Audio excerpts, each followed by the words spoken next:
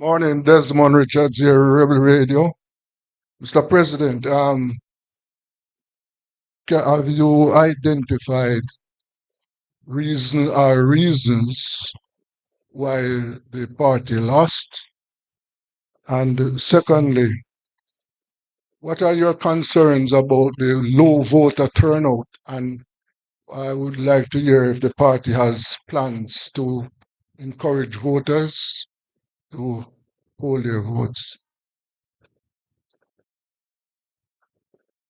I would say that there's something perplexing about the voter turnout statistics, based on the fact that during the campaign, right through to the end of the campaign, the energy and enthusiasm on the ground was palpable, significant, and suggested that there would have been a stronger turnout. As indeed, the polls, right up to the last poll, which was published on the Sunday before the election, indicated that, based on the expressions of persons polled, they were expecting a significantly higher turnout. What happened on the day needs to be examined carefully. I think it was a combination of factors at play. I think that there were persons who didn't vote because the lines were long and slow, often in the hot sun, sometimes in the rain, and they got fed up and left. I think that the financial inducements of which I speak or have spoken were a major factor as well in dissuading some people from voting.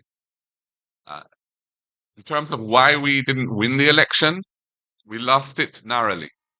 If we had 4 more seats, we would form government today. And when we look at the seats that we have in mind, we lost all of those by less than 500 votes. And in all of those, some of the issues which I raised were prominent factors at play.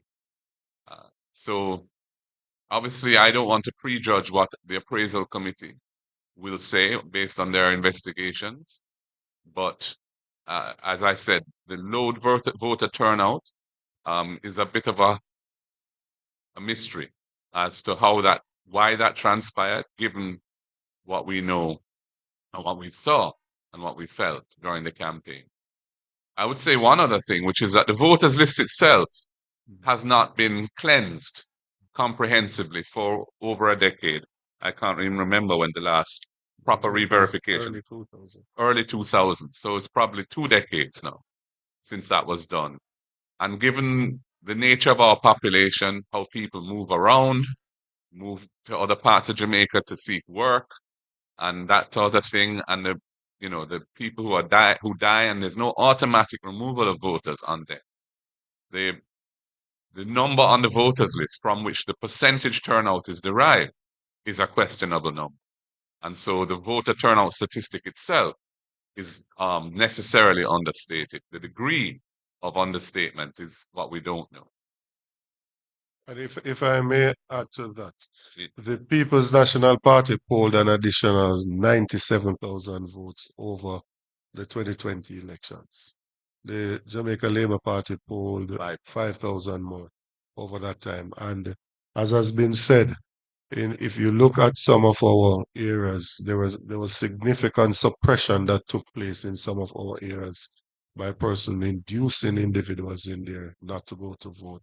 And with the long lines that were present at the polling station, there is a question for the ECJ to answer.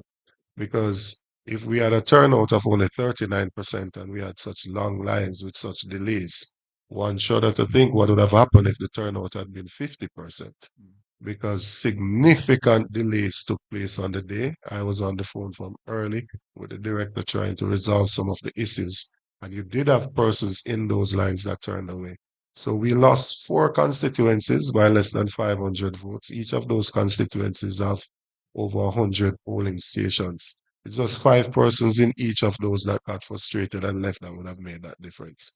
And so it is a significant thing. And I think we have to resolve how we do this thing. I was third in line at my polling station and didn't vote until I was there before 7. Didn't vote until about 10 minutes to 8 before I completed the exercise.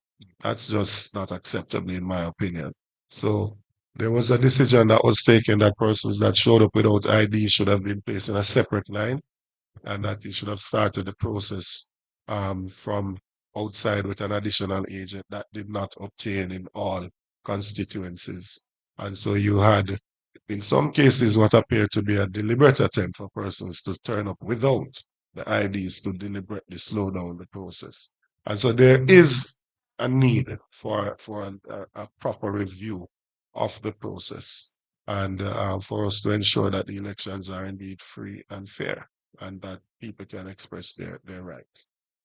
And I'll just add that if you anticipated a larger turnout, which the poll suggested we may have had, then the planning, it seems to me, was inadequate. The planning by the EOJ must have been inadequate, because in the event, only 39% or so turned up, and we had such Well, problem. voted, not turned up. Well, Yeah, voted, yeah. actually voted, and we had such problems. So, and low turnout, vote turnout. So I think the planning has to be questioned, and perhaps an audit is appropriate at this time as well.